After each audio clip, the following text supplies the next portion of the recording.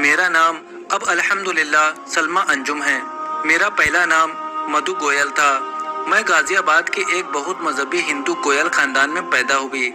मेरे वालिद लाला संगल सिंह गोयल एक सब्जी के ताजिर थे और मेरे बचपन में ही इंतकाल कर गए थे। मेरी परवरिश मेरी वालिदा कैलाशवती और बड़े भाई बाबू जगदीश गोयल के ज़ेरे साया हुई। हम लोग गाजियाबाद के करीब गुलधर गांव में रहते थे। मेरी वालिदा माजिदा, जिनका इस्लामी नाम उम्मे नसीम है, और मेरे सबसे बड़े भाई बाबू जगदीश, जिनका इस्लामी नाम कलीम गाजी है, और दूसरे भाई हेम कुमार, जो अब अल्हम्दुलिल्लाह मौलाना नसीम गाजी हैं। मेरी छोटी बहन भी है, जिनका नाम अब अस्मा है। अपने पूरे खानदान के साथ हम सब अल्हम्दुलिल्लाह अब मुसलमान हो चुके हैं। मेरी 3 बड़ी बहनें मुसलमान नहीं हुई, जिनमें से एक हयात है, उनका नाम लज्जा है, और 2 बहनें राजेश्वरी और लीलावती का इंतकाल हो चुका है। अगर मैं अपने खानदान के इस्लाम लाने के सिलसिले में ज़रा बताऊं, तो मेरे भाई बाबू जगदीश बड़े मजहबी हिंदू थे और उन्होंने हिंदू मजहब की बड़ी गहरी मालूमात हासिल कर रखी थी। इस्लाम और मुसलमानों से उनको बड़ी नफरत थी। मुसलमान के यहाँ से वो सब्जी लेना भी पसंद नहीं करते थे, और अगर खरीद भी लेते थे तो बहुत धोकर पकवाते थे। वो गाजियाबाद नगर पालिका में चुंगी इंस्पेक्टर थे। वो हिंदू मजहब को अपने मालिक को खुश करने और उस पर पहुंचने का सहारा समझते थे। वो मजहब से बहुत अकीदत का ताल्लुक रखते थे। एक रोज वो एक चुंगी पर जांच के लिए गए। दोपहर का वक्त था। गाजियाबाद में भुट्टे के एक मुसलमान जनाब अब्दुल रहमान साहिब, जो चूड़ियों का कारोबार करते थे, किसी हफ्तावारी बाजार में दुकान लगाने के लिए चूड़ियां लेकर आए, मगर उनके पास चुंगी के पैसे नहीं थे। उन्होंने चुंगी पर आकर दरख्वास्त की कि मैं शाम को वापसी में चुंगी के पैसे दे दूंगा, मुझे शाम 5 बजे तक की मोहलत दे दी जाए। बाबूजी ने कहा कि वापसी पर भी कोई चुंगी देता है भला? उन्होंने जवाब दिया कि बाबूजी, मुसलमान देते हैं। बाबूजी को ये बात लग सी गई और दूसरी जगह के तकाजों के बावजूद शाम तक वहीं बैठ गए कि देखता हूँ मुसलमान किस तरह चुंगी देता है। अब्दुल रहमान साहब वक्त से पहले ग्राहकों की भीड़ से दुकान समेटकर 5 बजे से 15 मिनट पहले चुंगी पर आए और चुंगी जमा करा दी। बाबूजी उनके इस इफ़ाए वादा से बहुत मुतासिर हुए और फिर उनसे दोस्ती कर ली। हकीकत ये है कि इफ़ाए वादा का ये इस्लामी अंदाज ही हमारे ख़ानदान के लिए हिदायत का ज़रिया बना। फिर बाबूजी ने इस्लाम का मुतालबा करना शुरू कर दिया। घर आए एक संजीदा मुसलमान जनाब काजी साहब बाबूजी को मिल गए। उन्होंने बाबूजी को इस्लामी लिटरेचर मुहैया किया और साथ ही में छोटे भाई नसीम गाजी को भी करीब किया। बाबूजी इस्लाम के मुताले से बहुत मुतासिर हुए और उन्होंने दोस्तों और अजीज़ों से इस्लाम की तारीफ करना शुरू कर दी और इस्लाम कबूल करने का इरादा जाहिर किया। उन्होंने उनको रोकने की बहुत कोशिश की, मगर छोटे भाई हेम कुमार यानी मौलाना नसीम गाजी ने इस्लाम कबूल कर लिया। इस दौरान लोगों ने दबाव देने और इस्लाम से बाज रखने के लिए एक झूठे कत्ल के मुकदमे में फंसा दिया। मुकदमा शुरू हुआ। गाजियाबाद में एक बड़ा बदमाश शादिक था। उसको मालूम हुआ कि आज मुकदमा की तारीख है और लोग झूठी गवाही देने आए हैं। वो अदालत के बाहर चाकू वगैरह लेकर बैठ गया। जो झूठी गवाही देने आएगा आज अपना अंजाम देखेगा। उसके डर की वजह से लोग गवाही नहीं देने आए। मुकदमा में बाबूजी बरी हो गए। सादिक की इस हमदर्दी से बाबूजी और भी मुतासिर हुए और उन्होंने भाभी और बच्चों से मशवरा किया और पूरा खानदान मुशर्रफ इस्लाम हो गया। 5 बेटे और 4 बेटियां, जिसमें 3 बजरियागंज से आलिमा हैं, सब मुसलमान हो गए। मौलाना नसीम गाजी जिस वक्त मदरसा अल फलाह बजरिया में पढ़ते थे, उन्होंने घर वालों पर बहुत काम किया। उनकी कोशिश से मेरी छोटी बहन अस्मा मुसलमान हुई और उनकी शादी आजमगढ़ में एक मुहाजिर खानदान में हुई।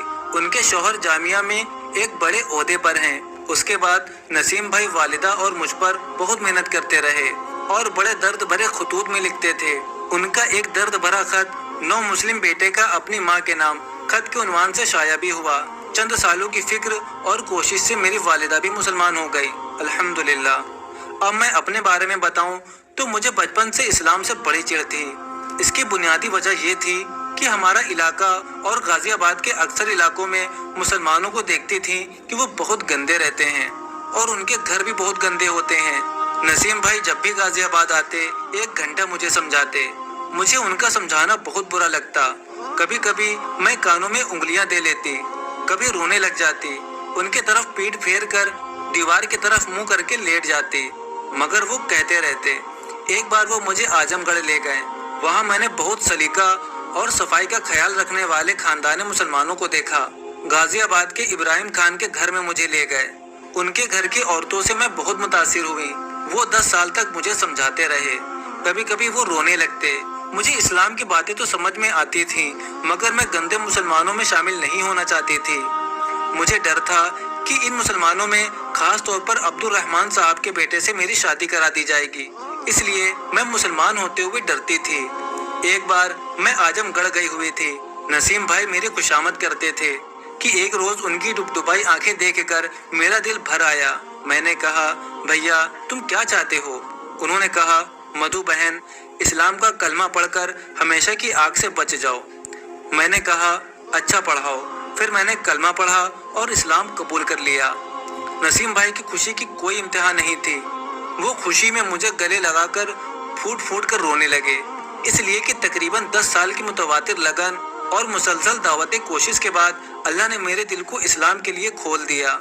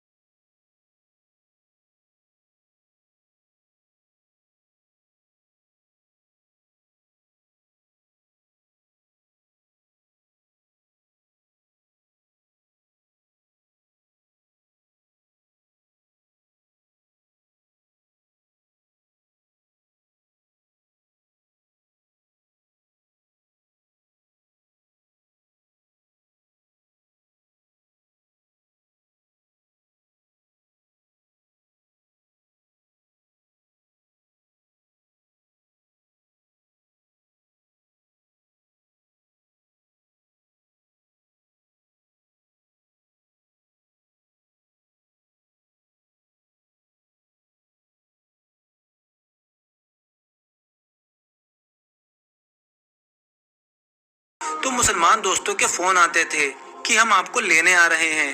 ان حالات میں آپ کا وہاں رہنا ٹھیک نہیں ہے. بابو جی بڑے اہتمام کے ساتھ جواب دیتے اگر آپ اطمینان دلا دیں کہ مسلمانوں کے محلوں میں ملک الموت نہیں آ سکتے اور ہندوؤں کے محلے میں موت وقت سے پہلے آ جائے گی تو میں آنے کو تیار ہوں. اور موڑا بچھا کر سڑک پر کبھی کبھی بیٹھ جاتے اور اخبار پڑھنا شروع کر دیتے. ان کا ایمان بہت قوی تھا. قبول اسلام کے بعد ہمارے خاندان کو ہندوؤں نے بڑی دھمکیاں دیں, بڑے بڑے لالچ دیے. رام گوپال شال والا وغیرہ بارہا ملنے آئے اور کروڑوں روپے کی پیشکش کی کہ آپ کسی بھی شرط پر اسلام سے باز آ جائیں. مگر انہوں نے حق کے مقابلے پر لالچ اور خوف کو ٹکرا دیا اور زندگی بھر نہ صرف خود مضبوط مسلمان بنے رہے بلکہ ان کی وجہ سے اللہ نے خاصی لوگوں کو ہدایت دی. میرے دوسرے بھائی مولانا نسیم غازی بھی جو الحمدللہ ملک کے مشہور دائی ہیں, انسانی رشتے کے بھائیوں کو دوزخ کی آگ سے بچانے کے لیے بغیر کسی سیاسی فکر اور لالچ کے مخلصانہ دعوت پر زور دیتے ہیں. الحمدللہ اس کا فائدہ جماعت اسلامی کے لوگوں کو بھی ہوا. کافی لوگ ان کی دعوت سے مشرف اسلام ہوئے. الحمدللہ اگر خدا نہ خواستہ مجھ کو ہدایت نہ ملتی اس تصور سے بھی میں کانپ جاتی ہوں. میرا رواں رواں کانپ جاتا ہے. دیکھیے ابھی میرا حال خراب ہو رہا ہے. میری 2 بہنیں اسلام کے بغیر دنیا سے چلی گئی. وہ اسلام کے قریب ہو گئی تھی مگر ان کے مقدر میں ہدایت نہیں تھی. میرے والد بھی اسلام سے محروم اس دنیا سے رخصت ہو گئے. جب میں سوچتی ہوں تو نیند اڑ جاتی ہے اور کبھی کبھی مسلمانوں پر مجھے بہت غصہ آتا ہے. 10 سال تک میں صرف اسلام سے اس لیے دور رہی کہ میں جن اکثر مسلمانوں کو دیکھتی تھی وہ بہت گندے رہتے تھے. ان کا رہن سہن اور ماحول جن میں چوری چکاری, جوا اور جہالت, ये सब मेरे लिए एक हिजाब बना रहा। अगर मुसलमान इस्लाम पर हकीकत में अमल करते तो मेरी बहनें और वालिद ईमान से महरूम ना होते। मेरे शौहर महमूद साहब एक अच्छे मुसलमान शौहर हैं। मैं कुछ नमाज जिक्र वगैरह तो ज़्यादा नहीं कर पाती। अपनी इबादत यही समझती हूँ कि मैं एक अच्छे मुसलमान की बीवी बनूँ। मैंने अपने आप को अपने शौहर के लिए बिल्कुल वक्फ कर दिया है। वो गोश्त के बहुत शौकीन हैं, इसलिए मुझे गोश्त बनाने का शौक हो गया है। मैं गोश्त खाने के हुक्म को अल्लाह की नेमत समझती हूँ। मैंने अपने बच्चों को तरगीब देकर गोश्त का शौकीन बनाया है। मैं कोशिश के बावजूद नहीं खा पाती तो इसे मजबूरी नहीं बल्कि महरूमी समझती हूँ। मेरे बच्चों की तरबियत में मुझसे ज़्यादा उनके वालिद का हाथ है। वो बहुत अच्छे और सच्चे मुसलमान हैं। अक्सर गैर मुस्लिम के मोहल्ले में रहें मगर पड़ोसियों के महबूब रहें, और जब मोहल्ला छोड़कर आए तो हिंदुओं ने रोते हुए रुखसत किया।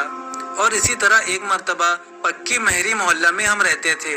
एक छोटे से मकान में हम एक ज़माना तक रहे। मकान का मालिक एक इंतहाई मजहबी हिंदू था। रामकेश्वर नाम था। 2 मज़ामीन में एमए था, मगर वो हमारे शौहर के अखलाक और हमदर्दी से हद दर्जा मुतासिर था और इस्लाम की तरफ कायल हो गया था। कहता था, महमूद साहब, जिस कदर देवताओं की पूजा करता हूँ हाल खराब हो जाता है।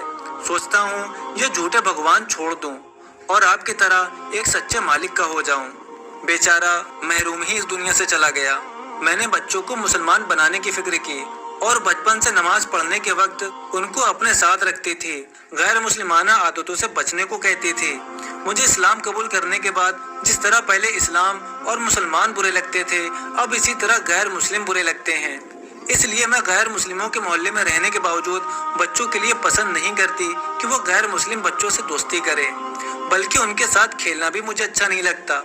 इस्लाम कबूल करने से पहले हम लोगों की इक्तिसादी हालत अच्छी नहीं थी। हम लोग गरीबी की ज़िंदगी गुजारते थे, मगर इस्लाम कबूल करने के बाद अल्लाह ने हमें सब कुछ दिया। हमारे भाइयों और भांजों ने अपने हिंदू रिश्तेदारों के साथ अच्छा सलूक किया। अब वो लोग मिलते जुलते हैं और शादी गमी में शरीक होते हैं, और इसी तरह हमसे ताल्लुकात बनाए रखना उनकी ज़रूरत बन गई है। नसीम भाई इस बात का फ़ायदा उठाकर उन पर काम कर रहे हैं। अब मुझे अपने मुसलमान बहनों और भाइयों से सिर्फ ये कहना है कि मुसलमान गंदे ना रहें। इसकी वजह से लोग इस्लाम में आने से रुकते हैं। इस्लाम ने पाकी और सफाई को किस कदर अहमियत दी है। हमें तो दुनिया को सफाई और पाकी का सलीका सिखाना चाहिए। हमारी ज़िंदगी इस्लामी किरदार का नमूना होनी चाहिए।